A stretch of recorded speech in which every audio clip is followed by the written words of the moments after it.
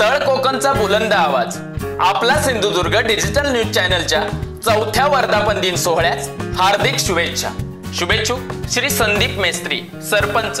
श्री स्वप्नील चिंदरकर उपसरपंच, श्री प्रवीण कुडतरकर ग्रामपंचायत अधिकारी, ग्रामपंचायत सदस्य